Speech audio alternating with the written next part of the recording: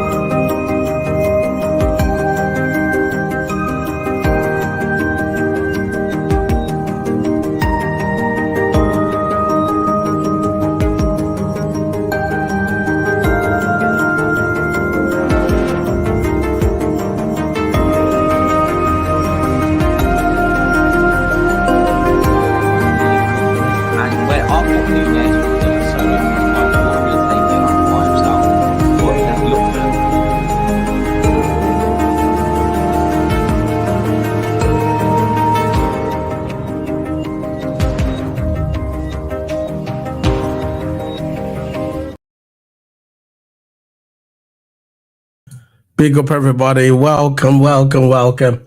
It's been 1 week off YouTube. YouTube decided to take me and Total Hammer off YouTube for no apparent reason. But we're here today, back after 1 week. And we're here to talk about what happened yesterday. And we're also here to talk about the player ratings. We've done it on Twitter yesterday. We've done a space.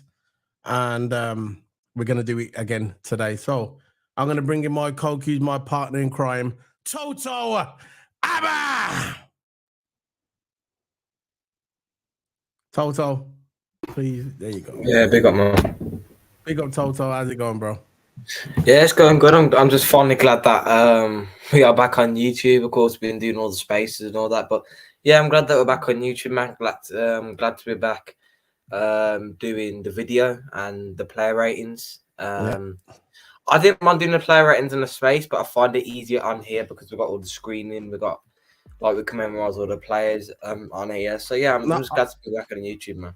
But you know what? To be fair, yeah, I like it on X as well. I like it on Twitter. So we're gonna continue to do spaces. So now we're back on YouTube. We're not gonna just suddenly abandon Twitter. But we're gonna still do the X and still do the spaces, but also we're gonna do the videos. The way that it's gonna be, the format is: as soon as there's a football match, as soon as we go live, straight after the football match, it's not gonna be on YouTube. It's gonna be on X. We're gonna do spaces directly straight after the match, and then the next day we're gonna do the player ratings on YouTube. That's the way we're gonna roll. Because we used to do it on YouTube, the player ratings, because there was too many big channels on YouTube. We didn't really get no love. So what we're gonna do it for the space. Straight after the match, so anybody can join in, and directly after that, the next day, we're going to do on YouTube. So big up to everybody. We're here to talk about what happened yesterday, the controversy. I see many trolls online, which I tend to ignore.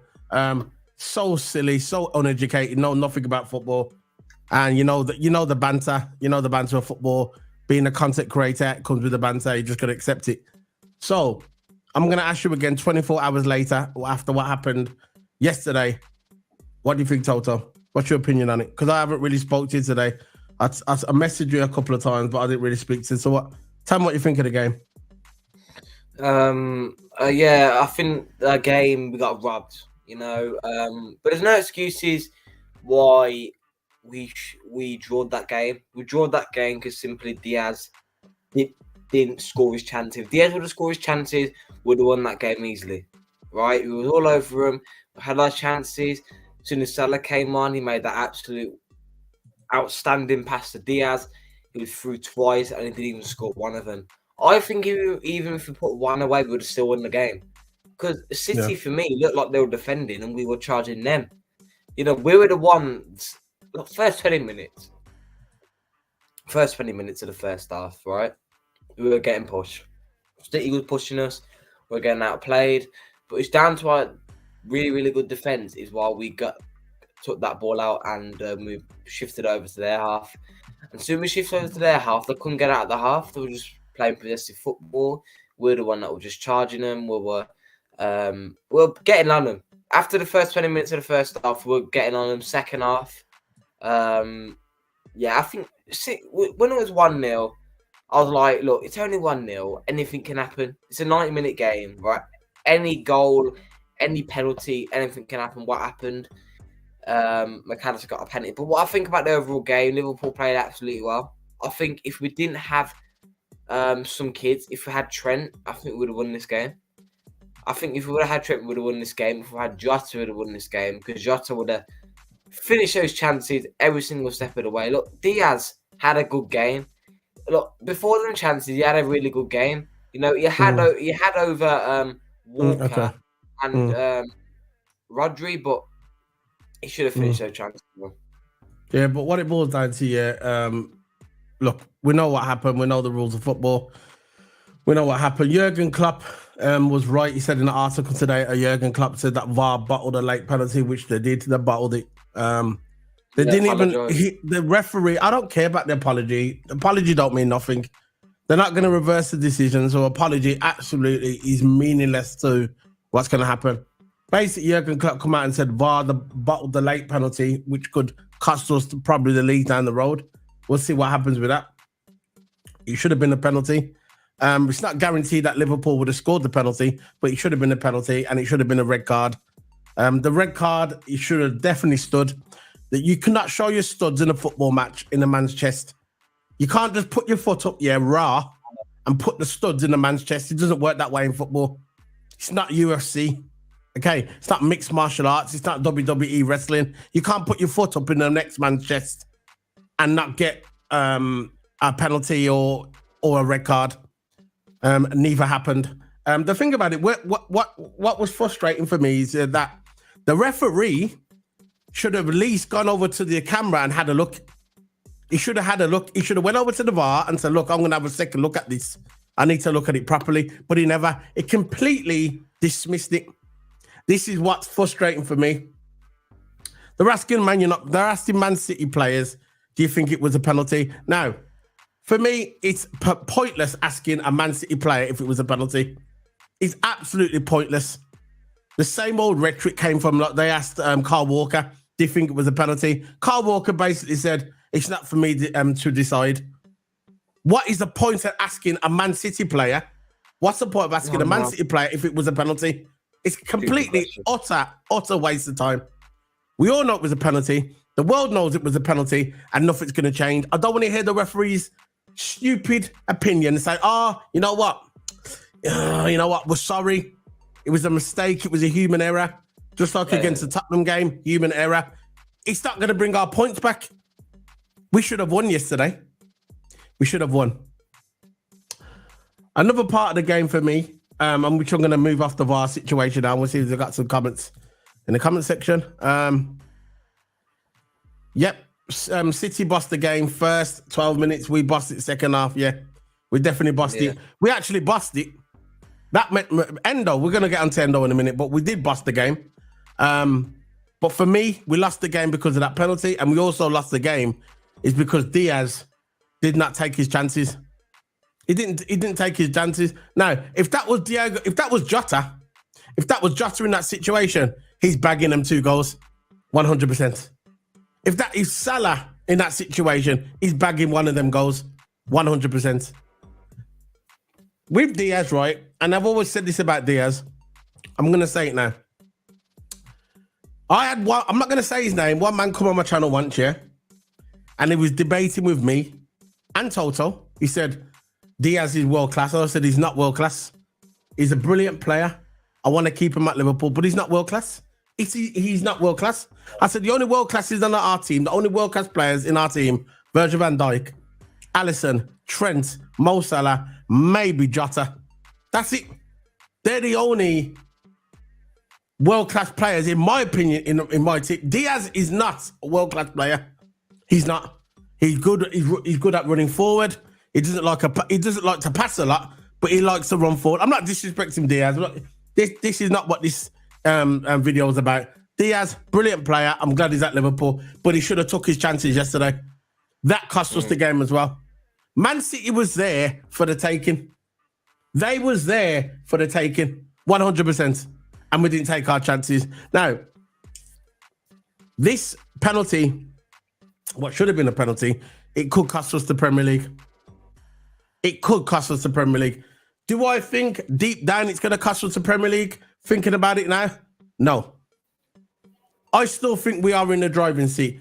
We are top of the, people say, Arsenal's top of the table. Yeah, by goal average, but the points are still the same. Now, the next game of Arsenal, they have to go to the Etihad. They have to go to the Etihad and beat Man City. That's what they have to do. They have to go to the Etihad and they need to beat Man City. If they draw and we win, if they draw or Man City win, we beat Brighton, we go back to the top. So for me, I think we're still in the driving seat. I'm going to ask you about the situation, Toto. What do you think of the situation? What should have happened with the penalty decision? Go ahead. I think with the penalty, that should have been a straight red. You know, it's similar happened to Gakpo and Tyrone Mings. Tyrone Mings did the same to Gakpo, stood him in the chest, made a big massive scrape on his chest, and they got a yellow card for it. And I'm surprised that the VAR check didn't even allow the ref to go to the screen. The ref didn't even want to go to the screen. He just waved it off. Even though he was right in front of it and he clearly saw a high boot, right? He didn't even go to the screen. And that's how you know it's corrupt. You know, usually when there's like a bad tackle or refs or players are complaining to the ref usually goes to the screen, right, and looks at the foul if it's serious enough to be a red or a penalty. That was a straight red and the penalty there. That would have been the game done and sealed. McAllister would have set to the penalty or Salah and it would have been buried. Right? Even though it hasn't happened, it would have definitely been buried. It would have been a 2-1 win. But I think the 2 games that is really going to define our season is this game right now since we drawed, and the Tottenham game when we got robbed. The Luton game not so much, right? Because we didn't get robbed in that one. We just drew. But the Tottenham game, that is where we got robbed. That is where we lost points. We didn't even get a draw out of that game. That's the funny thing about it. We didn't even get a draw out of that game. We lost that game due to robbery from the rest. So it was the Tottenham game when we got robbed that will affect our points, and this game will really affect our points. And if we lose this league, it's down to them 2 games, Tottenham and City. They're the 2 games that define. Yeah, but we did draw some games that we shouldn't have drawn. We should have beat Luton. We should have beat Luton, and we should have beat Man United when they come down to Anfield. We should have beat Man United, in my opinion. That also cost us. We should be on top of the table by about 8 points by now. The league should be wrapped. But when Man City was going through their turmoil for the season, we didn't capitalise on it. Arsenal didn't capitalise on it. We didn't capitalise on it, and this is why Man City's still there. Do I still think we can win the league? Hell yeah. But I said a month ago, these are the tests. Man City, if we can get through the Man City game unscathed, which we kind of did because we drew, we've got to beat Spurs and we have to beat Man United at home. they're the 3 tests. If we can get through them 3 games with 7 points, we can win the league. Because I told man about Spurs, right? I told man about Spurs months ago. A man was saying to me, nah, Spurs will beat Spurs, will beat Spurs. Spurs just stuck 4 goals on Aston Villa yesterday, by the way. I told man about Spurs, you know. Spurs are not going away. Spurs are not going away. They are there. They want that top 4. Them and Aston Villa are fighting over top 4. By the way, they're only 2 points behind Man United. No, 2 points behind Aston Villa. So they've got something to play for. So when they play Liverpool, they're going to be playing for that Champions League spot. Remember that. This is like Man United as well. Man United playing for top 4 potentially. Yeah, and I think like if we're going to have a chance of winning the Premier League title, we really need either a draw between City and Arsenal or a City win, because we all know 1 point against City. And we all know if City win against Arsenal and we win our next game, we go top of the league by 1 point, because I'd rather a draw. I don't want City to win. I don't want City to win, and I don't want Arsenal to win. That's I'd rather a draw would be really a draw. That's it. I don't because if City wins, if City wins, they're just behind us again. I'd rather them just get a draw point each. Now, look, the 2 scenarios I want an outcome. I really want a draw, preferably. I really want a draw, but if there's no draw, I want a City win. You know, because even if we win our next game, we'll be top of the league and Arsenal will be down to 3rd again. And then if Arsenal win, look, it's just the way the games go. We need to see how the games play out if you want to decide this league. But 2 scenarios, either a draw or a win to City.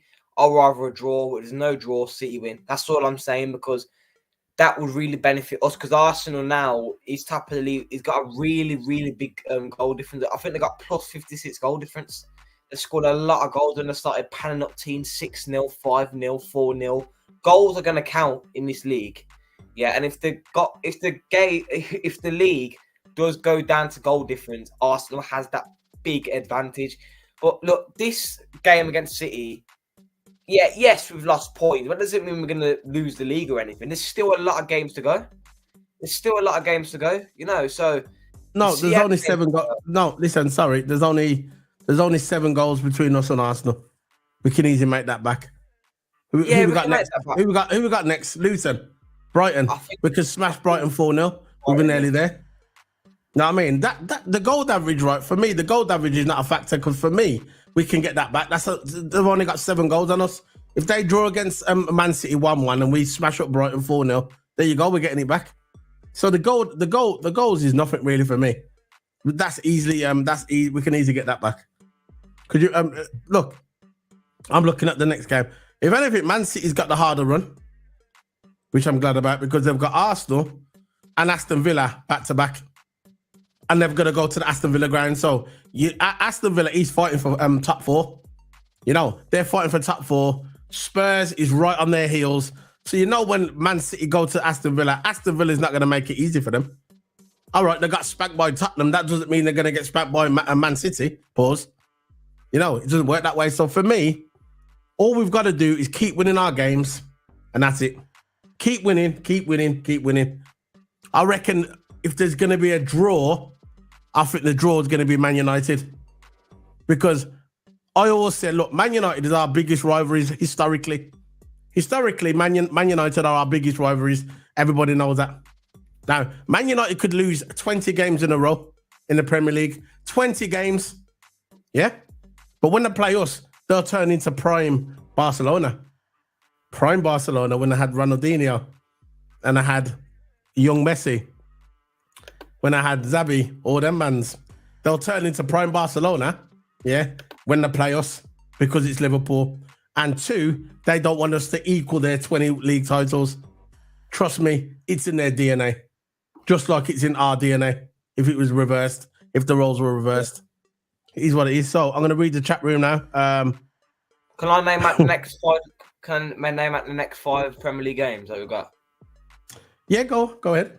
It's supposed to be Everton next, but that's been postponed to another date. So I don't know what's going on there. Last game of the season, that is. Yeah, last game of the season. We've got it at Goodison Park as well, so it'll be a tough game. Oh no. Really a tough game. So Liverpool Brighton, we've got that at home. Liverpool Sheffield United, we've got that at home. So 2 easy home games for us. Yeah. Then Yeah. we've got Man United at Old Trafford, which is going to be another tough game. Tricky. Yeah. Hoyland back. Liverpool Team Crystal of Palace the at week. home. Hoyland team of the month on FIFA. Yeah. You know what? Sorry for interrupting. If before the FIFA fans, yeah, if you like FIFA, yeah, let us know in the comment section. We play FIFA. So if you want to join our team, we got a team on FIFA. You can join the team. Hit us up on Twitter, man. DM us and we'll add you to the team. But this Highland card, yeah, I would do his SBC and then quick sell it. Go ahead. Yeah. Then we got Liverpool Crystal Palace at home. Yeah. And then we've got Fulham away. I repeat it. So we've got Brighton at home, Sheffield at home, United at Old Trafford, and then we've got Palace at home, then we've got Fulham away. And then the next 2 games after that, we got West Ham away, then we got Tottenham at home. And that Tottenham game I'm really looking at as well. Even though it's at Anfield, it's still going to be a tough game, but I think we can come through that, but it's going to be a tough game. That United and Tottenham look like barriers. Yeah, that's what I said. They're the games that was bothering me. The Man City game, Tottenham and Man United. People say don't worry about Spurs. No. When you got Richarlison and you got Sung in that team, you need to worry. So, Sim said City will smash Arsenal and watch Arsenal collapse. You know what? It's going to be a tough ask for Arsenal to see. The thing with the Arsenal fans, right? Which this is true. What I've seen anyway on my Twitter feed, the Arsenal fans are basically saying they've won the league. So I don't know how they're working that out because they're on the same points as Liverpool. Yeah, they're on the same points as Liverpool. They are exactly on 64 points. We're on 64 points, and Man City's on 63 points, and they need to go to the Etihad. So how has Arsenal won the league? But it is what it is. We need to have a better goal difference than City to win the title. Yeah. We will smash Man United and Spurs. I hope so, buddy. I hope so. Did Man United turn into prime Barcelona when they came to Anfield for a draw? No, but they're going to do it this time though because they know this game, this a potential game. They don't want us to equal their 20 league titles, so they will turn up. They've got Haaland; he will be back for that game. They will turn up. But you think about it, when we played them last time, yeah, they weren't winning anything. They were losing against everybody. But when they played against Liverpool, they drew. So I know what you're saying, bro. I know what you're saying. LFC most difficult games on fixture pile with FA European games coming up. I'm gonna ask you about that in a minute. Arsenal fans and their club are called a banter club for a reason. Yeah. Now, talking about the games now, our games coming up. I want to talk about this with you, Sim. Thanks for joining us today. 6 watchers. If you want to join in with a conversation, remember, just put your comment in there and we'll answer it. Right. Look what he said. LSE are coming away from Old Trafford drinking 7-Up. Could be. Anyway, big up to everybody anyway. I want to say this. Would you sacrifice a trophy or 2 to win the Premier League? This is what I'm asking people in the chat room. We've got 6 people watching. Don't be shy. Put your comment in the comment section and we will put it on the screen, or you could just whatever. Who would sacrifice 1 or 2 trophies for the Premier League? For me, I'm going to give you my opinion first. I would sacrifice the FA Cup. I would. When we play Man United and if we lose against Man United, all right, I'm going to think in luck we lost against Man United. But as I see, yeah, that's less games we've got to play for the running. Because when that running starts, yeah, we're going to be in the FA Cup, battling in the FA Cup, maybe with Man City, maybe with whoever's, I don't know who's left in the FA Cup. Would you sacrifice a cup, yeah, to win the Premier League? For me, I would sacrifice the FA Cup, but not the European Cup. I'm not sacrificing no European Cup. No way. What about you, Toto? I would sacrifice the League Cup. I'll sacrifice the Carabao Cup. And I know we've won it. Yeah, it's the FA Cup. FA Cup. But if I was going to sacrifice a cup that we've won, I'll give it the Carbo, but the ones that haven't won FA Cup, I'll give it the FA Cup for the because I really want to win that European trophy, man. It's still another European trophy. I know. At least 6 European titles. I really want that 7th. I really want that 7th European title. And yeah, I think we got the record of that in England as well, isn't it? Yeah, we still got the record, but I would really like. We got that record for we got the record for the League Cup, and I know we've got the record for the the Carabao one as well. Not the Carabao, but that's the League Cup, and the one for the European one. But anyway, we've got the record in England for the Champions League as well, so don't forget that 6. He says, I would gladly give up the FA Europe to lift the title. Yeah, I'd give up anything to lift the league. I'd give up anything, any cup to lift the league. But I think we could still win the Europa League and still win the league comfortably, because the Europa League, let's face it, we should get to the final. That's one competition where we should say to ourselves, you know what? We should get to the final in that one. No one's going to sweat us in that league. This leg, what we're going to be doing the preview on Wednesday, play lineup. I don't think Klopp's going to play any of his senior players. I don't think he's going to play any. 1 or 2 maybe, and the rest are resting. Because at the end of the day, Klopp, he's taking his competition serious. But we are 5-1 up. Is it 5-1 up on aggregate? And it's at Anfield now. We're going to cakewalk that. Yeah, it's game over. So it is. We're going to get onto the player ratings now. Let's bring up the player ratings from yesterday. I forgot some of the numbers I said already, so don't worry about it. I don't care if I contradict myself. I'll just say the rating. Nah, it's like that anyway. It's like that anyway. After 24 hours, things are different, isn't it? Yeah. So let's do the player ratings. Take that thing off the banner there. We'll do that. Let's get that up on there. Let's do the player ratings. There you go. You see that good? That big enough? Yeah. Right. Let's do the player lineup. Let's start with, let's make sure we've got the proper lineup. Let's start with Kelleher. Kelleher had a really good game, man. You know how he got really unlucky with the goal. You know, he couldn't really do nothing about that. He got his body to it, but it just deflected off the post. You couldn't really do nothing about that. Stones ran in, and he couldn't really do nothing. But Kelleher, I'll give a 10. I think he had a really good game. Kept a good run. Didn't concede after that first goal. Really, really solid. How many times Foden and Roger was on goal? He saved all of them, man, and credit to him for that. So yeah, I'll give a 10 for Kelleher. I don't care if he conceded one is fine. Nah, I agree, man. I totally agree on that one. Kelleher was a ball yesterday, so I'm going to give it to Kelleher the 10, 100%. Deserves it all. Absolutely amazing. I heard man saying on some tweets yesterday that they reckon he's got better feet than Alisson. He might have. I think people are just shadowing Alisson now just because he's injured, right? When Alisson comes back, there'll be Kelleher is an outstanding keeper. I think he's the best second keeper in the world currently. Yeah, he was actually better than Kelleher in second keeper. You know, but Kelleher. Some man's are saying he's the best. He's the best keeper, second best keeper in the world. But that's a bit over the top, isn't it? He's a bit over it. Look, I think people are just overshadowing Alisson. I think Kelleher is overshadowing Alisson probably because, he's been injured, didn't he? And he hasn't been playing for ages now, it seems like. But look, people need to start coming down saying Kelleher is better than Alisson. No, Kelleher is a good keeper, but we would never know until Alisson comes back and let's see how sharp he is. But he won't be as sharp in the world. He's the best keeper in the world. Kelleher might be the best second keeper in the world, like you said, the best second keeper in the world. Yeah. I think Kelleher is better than the Man City keeper, and I said it, and I don't care.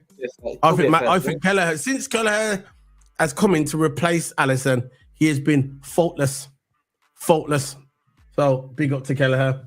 So Kelleher, what we're giving next? Gomez. What we're giving Gomez? Gomez. Yeah, again, like first 20 minutes, wasn't really performing well.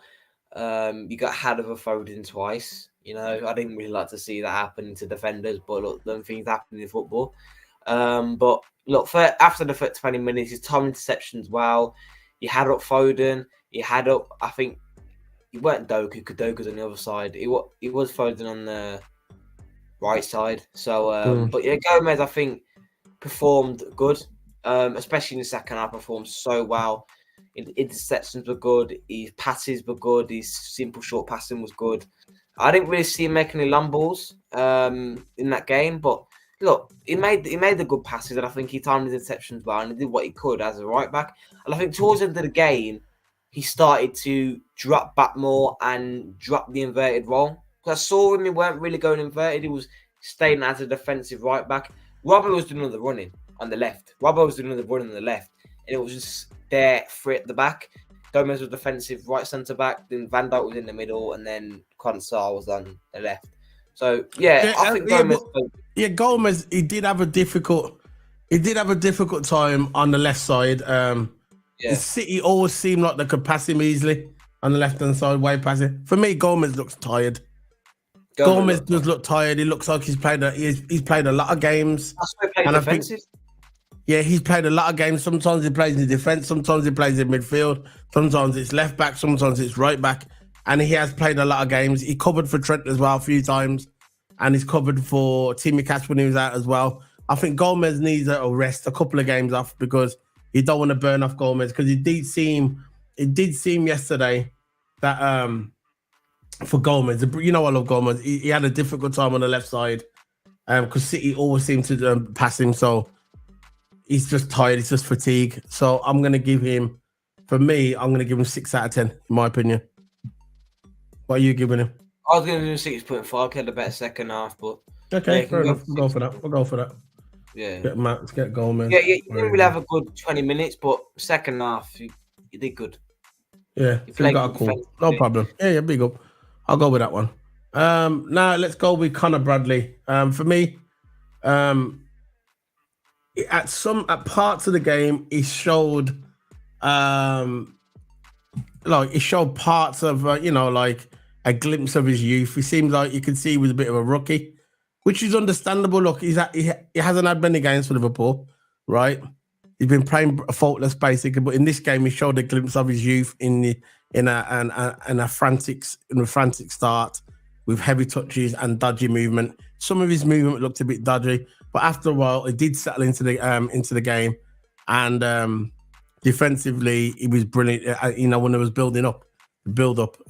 For me, he did play good, so I'm going to give him a 7 out of 10. But he did at the beginning. He showed parts of his. You could see he was still a kind of a rookie. But again, that's going to come with age. As he gets older, he's going to iron out their mistakes, because this was a big game. All right, playing in the cup and that, but this game was against Man City. This was the biggest game of the weekend, the biggest game in Europe. For me, the two best teams in Europe clashing mano a mano. And I think at the beginning showed a bit of immaturity, but as the game progressed, I think he done okay. Yeah, sometimes he can lose the ball, and sometimes he can get outdone in the strength battle. But as he gets older, he'll get more stronger, naturally as a right back. But look, I think throughout the whole game, I can see he weren't really confident on the ball sometimes. But I think overall had a decent game, and I think he did good defensively. I think he did really good defensively. Yeah, he was good. I think going forward, he weren't really that good. He was all right, but defensive, he did really good, right? And if you're playing that right wing back or right back role, he's basically playing the wing back role. He's going up and down the pitch. He's playing inverted, right? And he's supposed to be, the one going forward. But he was better defensively today, in my opinion. So this is why I gave him a 7 out of 10. So yeah, I was going to say 7. Yeah, man. Big up. I'm just going to get these set here.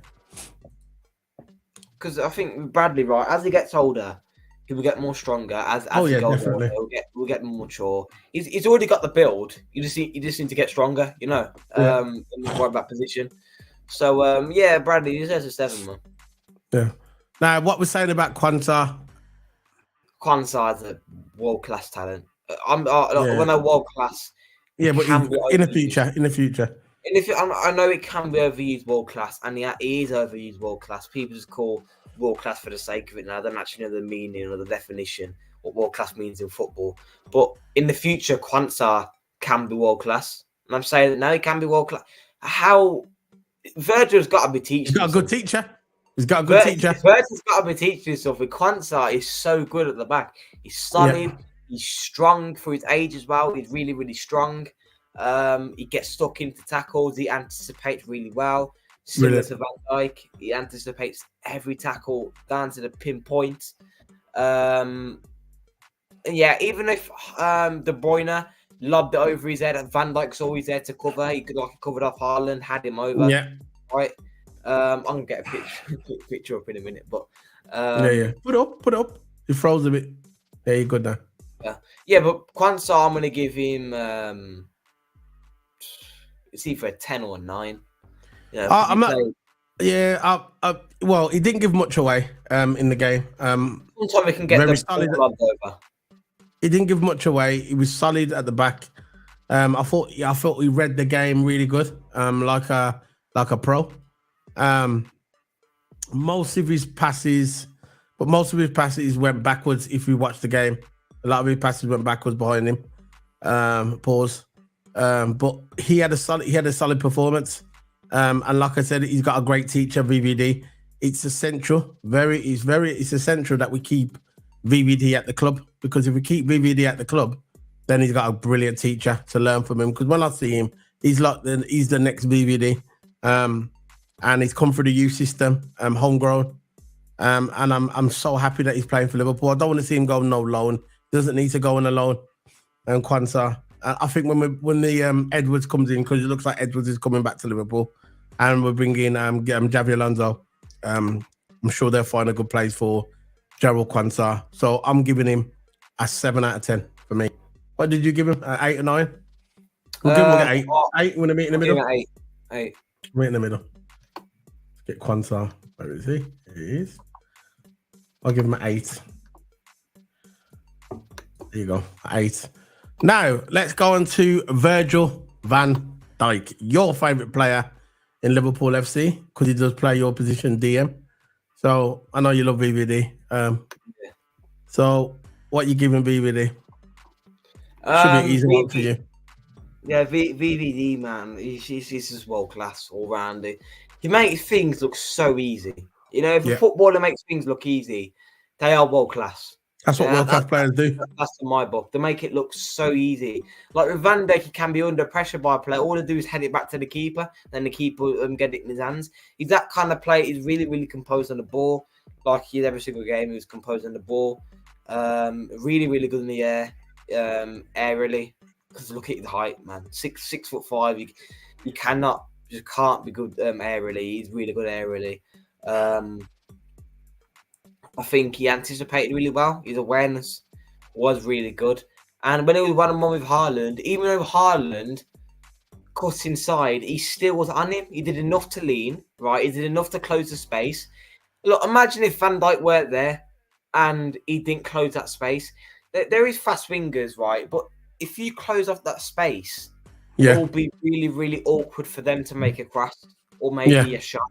That's what he did to Haaland. He closed up the space. And he did enough to lean on it. He did enough to lean on it. Oh yeah, he got dealt with. He did. He was a passenger in the entire game. I remember one shot. I remember the only thing about Haaland attempted to do is when I think I don't know who crossed it over, because I'm not sure if it's Kevin De Bruyne. Crossed over to Haaland, and then Haaland tried to header it, and Van Dijk just got in away, boom, out like that. Just had his number for the entire game. And this is what VVD does. If he's on you ain't getting nothing, man. That's the way it is. So VVD, I'm going to give my opinion on VVD. His leadership qualities yesterday was absolutely amazing. You can always expect that from VVD. He was a rock at the back. Vital clearances and tackles, like I just mentioned. Vital clearances, especially the one when Haaland come on when he went to head, and that was on target as well. And VVD just stepped him and boom. That's what you do as a centre back. That's what for me. The most important, right? For me, the most important positions in football, and I've always said it, and I've always said it, and I'll continue to say it: the goalkeeper and the defense. Because you ain't winning no Premier League if you've got a crap goalkeeper and a crap defense.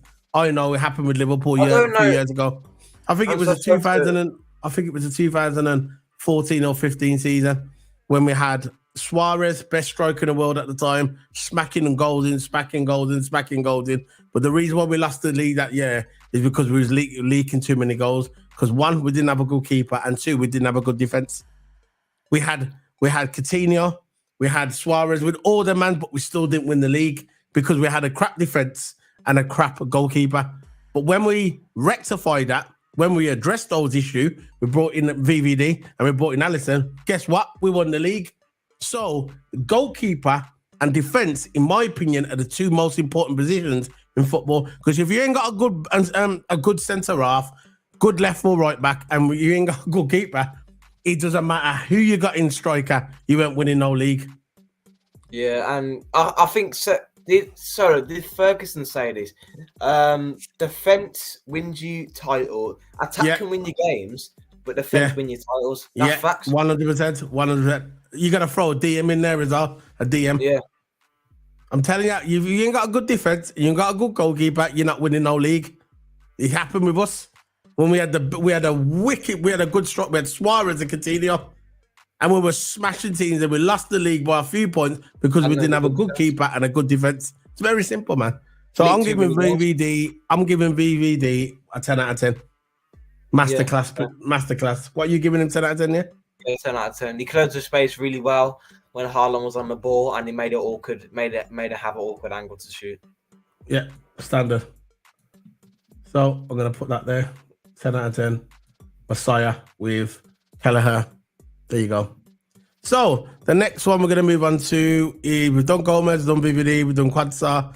We're going to move on to the midfield. Now, we're going to start with Dominic Szoboszlai. For me, he looked a bit casual in the game defensively, but made some decent runs to find holes into the through to the strikers.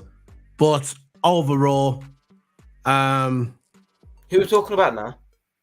Dominic Szoboszlai. Overall, I don't think his performance was that good. He looked tired. He looked. I don't know what's going on with Dominic Szoboszlai. I know why he got subbed off. I know why. Yeah, standard. I know why he got subbed off. Because I don't know what's wrong with him. I'm not sure. I'm not sure if he's. I think he recently split with his girlfriend. But every time I see him, he looks tired. He looks tired. I don't know what's going on with him. He got roughed up by Walker. Every time when Walker Walker roughed him up, man. Yeah. But he got roughed up as well. Kyle Walker. He got roughed up by other players as well. He's not a good for me. If you run at Walker, that's the biggest thing you should do. The way you get Walker, you just skill past him. He's not a very good defender in that way. But for me, I'm going to get Dominic Szoboszlai 6 out of 10. That's what he's getting for me. He made the good passes. But look, when he joined the club, he was really, really good at making them long over the top balls. He was really good at shooting. He was popping off, but I don't know what's going on with Szoboszlai. I want to still keep him at the club. I'm not saying to get rid of him. He has time, and I want him to. No, I'm not saying get rid of him. I want him to stay at the club. I want him to get better, but he's getting tired so easily. Yeah, he don't seem like he's in the game. I know you're a footballer and you're running. You got red face, but he looks proper tired. You know, he does. Doesn't it? He looks like he's just like hasn't slept at all. I know. He looks dishevelled. So what are you giving him? I'm going to give him. 6 out of 10. Yeah. What are you giving him? Yeah, 6 out of 10. No, is that what you want to give him? Because you want to do 5, I'll do the 5 if you want. No, I was going to give him... give him what you want. 5 out of 10. 5 out of 10. That's the rating I was thinking. Where is he? There he is. 5 out of 10. Standard. Yeah, you're going to give him. That's all. Now, let's get onto my DM. All right? Let's get into my DM. Now, I tweeted something today on Twitter. Some of my friends retweeted it and liked the comment because at the beginning of the season, Mans was saying to me, Mans was saying to Total Hammer, Mans was saying, you know what? We've got Casado. Yeah? We've got Casado, right? And you've got Endo. That's what Mans was saying. Remember at the beginning of the season when they signed Casado, which was completely overpriced, because you can see that now. Well overpriced. Yeah? My man not even worth 10 million the way he's playing. Mans was saying, we've got Casado, the Chelsea fans. We've got Casado, and Liverpool's got Endo. Now what? Where's your big mouth now? Where's your big fucking fat mouth now? Yeah, and I'll do it again. Where's your big mouth now? Where's your big fucking fat mouth now? What you saying now? What are you saying now? Endo, 50 million. Casado, 100 plus million. Who's got the last laugh now? Endo was absolutely amazing yesterday. He fought to win most of the balls. Quick passes, helped get things going from the midfield, supporting the midfield, supporting the centre-backs. He locked up De Bruyne multiple times. That's why De Bruyne had to be subbed. De Bruyne went to his manager, started crying, Sir, why are you sending me off, sir? Yeah. And you know, Guardiola said to him, Pep, I'm sorry, Endo's locking you up, bro. We need to take you off. You're embarrassing yourself. You are embarrassing yourself. Endo is locking you up. A £50 million DM is locking De Bruyne up. De Bruyne was like, please don't send me off. Don't send me off, sir. What now? £50 million DM locking up Kevin De Bruyne. Let that sink in. Let that sink in. DM. Endo. I done a video on this channel at the beginning of the season when we signed Endo and everybody was going, Endo, why we sign Endo? Why don't we sign someone else? I titled the video on my YouTube channel. You can go back years and years. Not years, what I'm talking about. Go back a couple of about 6 months. Look at the video. I said, give Endo a chance. That was the video titled, Give Endo a Chance. Go look on my YouTube channel. It's there. I've done it with Toto Hammer. Now what? Now what? Endo. I'm giving my man a 10 out of 10. Yeah. Very simple. Very simple. Locked up De Bruyne all day. Of course. His tackles were outstanding. The way he gets stuck into tackles, I don't care. Look, if a man's got a gum shield on while he's playing football, you know he's a nutter. Endo's a yeah. You know, he's something wrong with him. Yeah. And him in the team, he's an actually anchor to the team. Because he allows McAllister and Dominic Szoboszlai to play thrive. To play at 8 and they play as attacking players in the midfield exactly. role. So yeah, Endo he's something special, and he's the signing of the Premier League of the season. The bargain of the season. People say it's McAllister, now it's Endo. Endo cost 15 million, bro. 15 million. That's what Endo cost. And look what he's doing. Locking up Kevin De Bruyne. People say he's the best midfielder in the world. Not in my opinion. You know who's better than De Bruyne? McAllister. I said it now. Mac 10 is better than De Bruyne now. Since De Bruyne come back off his injury, he hasn't been the same. He's not 2 years ago, De Bruyne, yes, standard, but not now. He's different, man. He's different. He's changed. He's changed. Since he got that injury and he come back, his age as well. I said it, I remember when De Bruyne was off and Mams was saying, oh yeah, when De Bruyne comes back, yeah, he's going to change. I said, yeah, but he's in his 30s now. He's in his 30s. He's not 25 anymore. He's in his 30s. For me, yeah, of course. That's what I just said. He's a signing of the season. Got a standard, 100% Endo. But for me, McAllister has got De Bruyne's number, in my opinion. There's a conversation now. You can have a conversation. Who's the best midfielder? Is it De Bruyne or is it McAllister? That's another player, McAllister, but people wasn't high on at the beginning of the season. There was a few YouTubers where I was one of them. Toto was one of them. There's a couple more, which I'm not going to name on this show. So I ain't going to name no one unless they ask me, unless I get their opinion. I'm going to get their permission. But the reason why McAllister wasn't thriving, because he was playing in that DM role, because he was covering for Endo. He was covering for Endo. Yeah. Because Endo wasn't up to speed with the Premier League. Klopp brought him in and said, right, we're going to play him in this one game. He didn't do too good. Took him out, put him on the training ground. He brought him on in the Europa Cup, couple of games here and there to get used to it. Then he flung him back in the Premier League. Then he got used to it. Now, boom, we got him. We got the DM, and now you can push McAllister in the 8 role. And that's what was so frustrating. I remember being on this channel with Toto Hammer, and we were saying, I just can't wait for McAllister to go do the natural 8 role. Look at him now. Look at him now. So, I'm giving, what we're doing now, this is McAllister, isn't it? I'm giving now Endo. 10 out of 10. We've done Endo, innit? 10 out of 10. Yes, 10 out of 10. Nah, we ain't done Endo, but Endo's getting 10 out of 10. Where is he? Next one is McAllister. That's a segue to McAllister. 10 out of 10 for McAllister. I've just done his review. Yeah, McAllister. Yeah, his passing ability has improved a lot ever since he came to the club.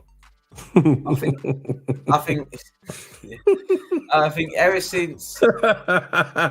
Yeah, I like you, Sid, man. I like you, man. Yeah, but I think McAllister. When he was playing that DM role, he weren't utilised there. But when he did start to mod in, he did started, to play a little bit well. But since he went to that 8 role, he's now creating a lot more in that final third, a lot more in that forward line. Yeah, that's what I like him doing. McAllister is he's a work of art, man. Yeah, he's a work of art. He's passing. He's gonna be soon. He's gonna very soon. Yeah, Matt 10. He created lots of chances up front. Right, let's get him up there. 10 out of 10. I remember when the Liverpool tops come out, the new ones. I'm gonna have him on the back. Remember, I said on the channel, I'm gonna have Matt 10. Yeah. So Matt 10. The next one of the midfield. Let's go for it. We've done Dominic Szoboszlai, we've done Undo, and we've done that now. Let's go with the stackers. Let's go with Harvey Elliott first. What do you think of, for me? I'll start on Harvey Elliott if you want to go first. No, I'll go first. And I think Elliott for me, he was, every single game is a good engine. He's good at making the side-to-side passes. He's good at making runs forward. He didn't really get a shot on goal today, which I'm not really bothered about, But usually with Harvey Elliott, usually gets a shot, a really good shot on goal, on target as well. He's good at shots outside the box, Harvey Elliott. Sometimes he can score, but most of the time he's good at shots outside the box. Yeah. He could have got his goal. He had the disallowed goal, which is not really a goal, is it? But I'll just call it disallowed. Because it was outside the box, but then Salah ran offside, and then Elliott couldn't have got his goal. But Elliott, I think he played decent today. He made a good run going forward. He was an absolute engine. The man never runs out of breath. He's that kind of player in the midfield, and that's the kind of player that I want in the team. He can run forever, right? He can make the good side-to-side passes. Maybe not the best passes up front, but he's good at taking shots at the edge of the box. And yeah, I like Elliott as a player, man. That's my kind of play. He never runs out of breath, and he never runs out of breath, and he always tries. He's an absolute engine. And his work rate, as Sim says, 10 out of 10. I agree with that. But yeah, Elliott, I'm going to give 7.5. Yeah, Elliott did protect our right back. He done his job. That's what he was there for. He chased the ball up and down the field. Like I said, he's an engine. Like you referred, he was an engine. But the other thing with Elliott, I thought he could have done better with the passes. With his passes. Apart from that, but he was an engine. What did you give him? I gave 7.5. I'm gonna probably give him a 6. I'm gonna give him a 6. So we can do 6.5 if you want to do that one. Yeah, he done good. He done what he needed to do, but I thought his passing should have been better. That's all. 6.5, cool. So the next one is Darwin Núñez. For me, Darwin Núñez, he gave the ball away a few times. Not much, but a few times. He did get offside a few times as well in the game. He was offside. People are already saying on YouTube and Twitter, they're already saying, he's back to it was fun while it lasted. What? Because he was offside a lot of times, people think he's gone back to the default settings again. People, so reactional. Darwin Núñez is a brilliant player. People just need to relax. He did give the ball away a few times. Far after, and he did nothing really to track Stones, in defence. For the first goal, he won the penalty, which was good. But for me, he did play better in the second half. I don't think he should have been subbed. I would have liked Nunes to stay in for the full game, because with Nunes, he's always going to provide that threat for us coming forward. He's always going to be a threat for the defence. So in a game in that magnitude, I would have never took him off. I was surprised when Klopp took him off. But for me, Darwin Nunes is getting a 7 out of 10 for me. Yeah, But I he think did play good. Darwin, I think he made good ones. He charged the keeper really well. I think he played well. The time was on. But like I said, yeah, I would have kept in mind he was really, really good up front. And I think if he would have got his chance, I think he would have probably scored in this game, because he was always making good runs. Which was really, really clever of him. Went up to Edison. He knew exactly what Edison was going to do. So he went up to Edison, went on the floor, and he won us a penalty. He was a finger of wreck that up for Man City, isn't it? Edison. Nah, the defender, what's his name? The flipping the dread. Yeah. That was if I was managing a football team and I saw that, I'd bench him for that. What he just did then. What a defensive error. Supposed to be a good defender as well. What happened to that? Go on. What are you giving him? What are you giving him? 7.5. I'll give him 7. Okay, I'll give you that. 7.5. We're nearly finished now. 7.5. So he says Nunes was taken off due to him not being 100% fit. Okay, it looks good to me though. He says Nunes was like Haaland, went missing, lack of service and lack of match fitness. Got the pen.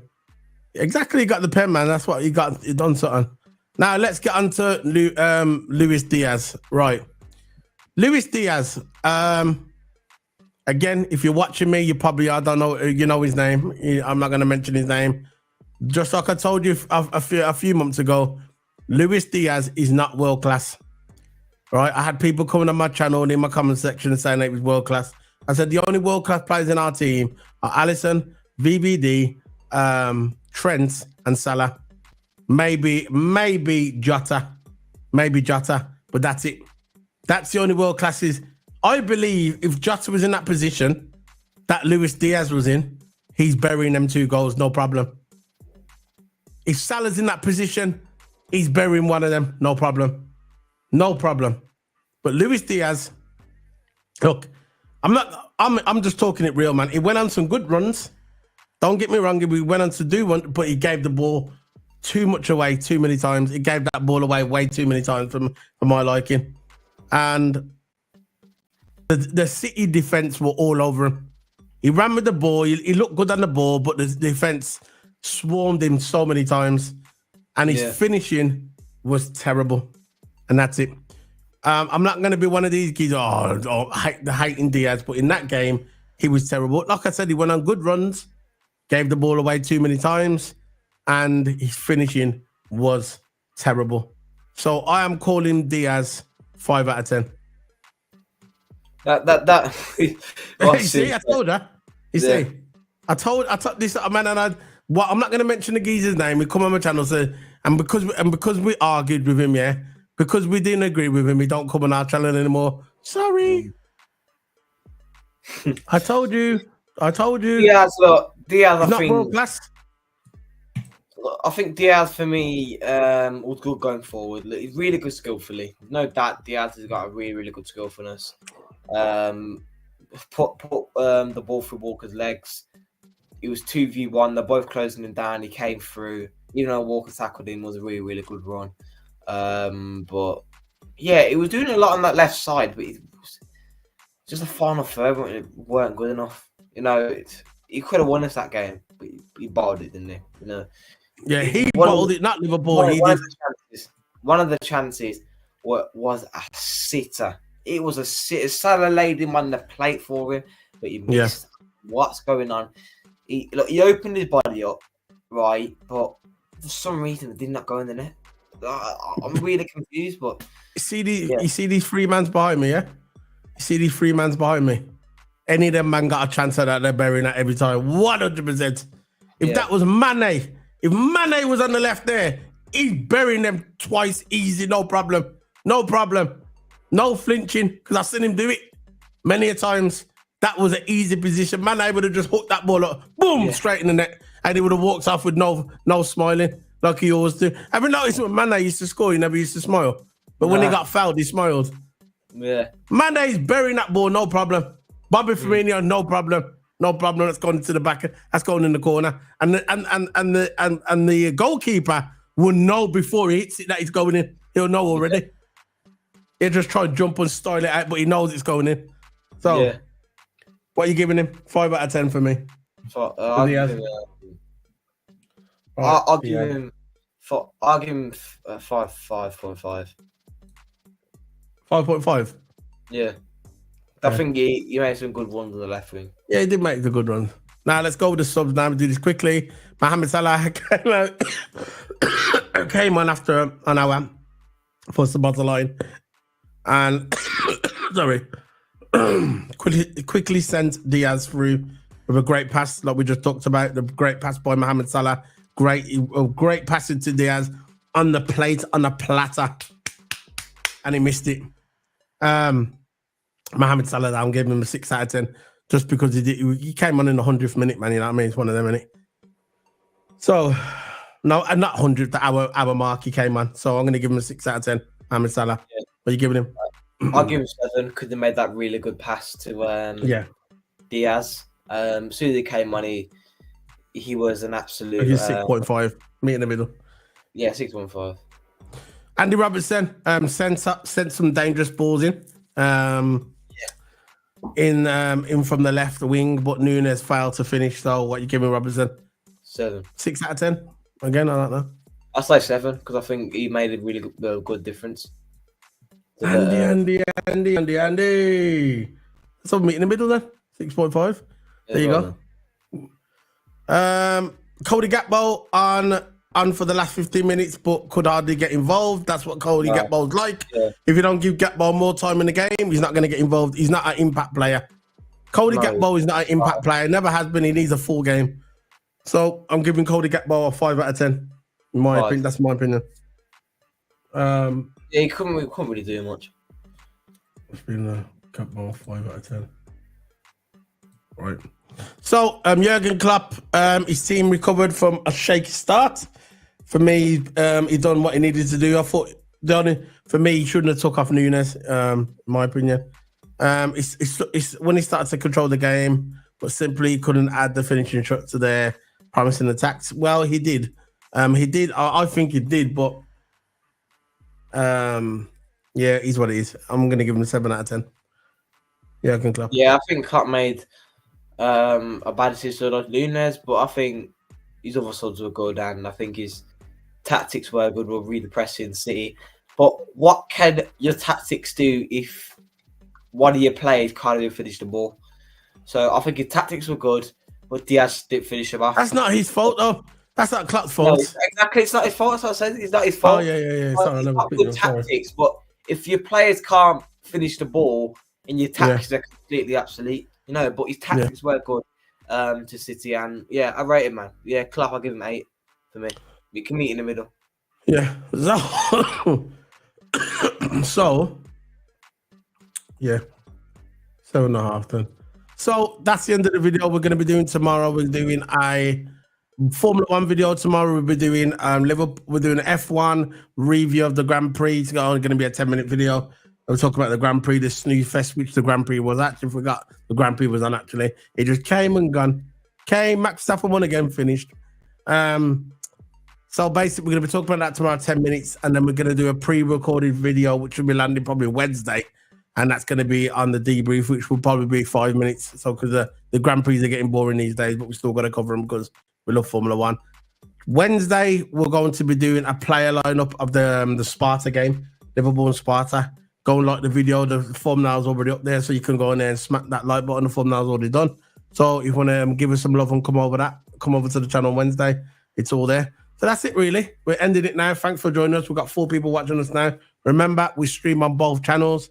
If you want to subscribe, I'm going to get my YouTube channel on there. If you're watching on Toto's, I'm going to get my YouTube channel on. So let me just do this one. There we go. So this is my YouTube channel. This is my YouTube channel. So if you're watching it on YouTube, and if you watch it on Total Hammer's channel, that is my YouTube channel there. So smash that link. Yeah. There's the link there. That's my link. So because every time we do streaming, videos, we do it on the same time. We do it on a double stream. So if you want to go and follow me and subscribe to me, there's a link to my channel right there. Go and hit that link and hit the like button on my channel and subscribe as well. And if you're on my channel, go on Total Hammer's channel and subscribe and follow him as well. Big up. So tomorrow, we've got the Formula 1 stuff tomorrow. Wednesday, we've got the player preview for the Sparta game. And remember, when the game finishes on Thursday, we're doing a space on X. We don't do live review straight after the game because there's too many people online that do it. We get swamped and we don't really get the love for the videos. So what we're going to do, as soon as the game finishes, we're going live on X directly after the game. And then the next day, we'll do the player preview like we're doing now, like we're doing today. Same format as now, like the game was yesterday. And we do the review today. That's the way we're going to roll. So remember, as soon as the game finishes on Thursday, straight on X, come and join the space, get involved. And then the next day, we're going to do the player preview the next day after on YouTube. So big up to everybody. So you got anything to say, Toto, before we leave? No, nothing else. So you can go check out my YouTube. No. I wouldn't say no. Even though Isak is a good player, I understand what he's saying, but injury prone. Yeah, exactly. But look, what you can do, you can check me out my YouTube, check me on my Twitter. I do Twitter space on there. Me and Soda host them. We're basically both hosts, really. We're both hosts of the space. So go check out our spaces on Twitter. And of course, I think I've got a karting race this week, or if it has been called off next week, but I'm pretty sure it's this week. So hopefully by then I'll have my chin strap for my helmet. Let's hope, because I'm looking for chin straps online so you can get better footage of me karting. Yeah, man, it's going to be a busy week this week. Also, got lots of videos. I got football and I've got karting, so I've really got to prep for that karting race. Because I haven't trained for ages, man. You know, the bad virus is hitting me, but got to start back training again. And yeah, that's all I got to say, man. That's it, man. There's Toto's YouTube there. So if you're watching it on my channel, remember to go over to Toto Hammer and smack his YouTube up as well. So there you go. So big up, guys. Thanks for joining us today. We're going to see you guys on tomorrow with the Formula 1 reviews, and Wednesday when the game finishes. And on Wednesday, we're doing the player preview of the player lineup on Wednesday evening. And Thursday, straight after the game, it's not going to be live on YouTube. It's going to be live on Twitter doing the space. And then the next day, which will be Friday, the day after the game, we're going to be doing the review on YouTube. That's the new format. Just like the game we played yesterday. Now we're doing this the review now. Yesterday after the game, yesterday's game, we've done the space and we had loads of people join. It was absolutely brilliant. So remember to check out for that. So see you later, guys.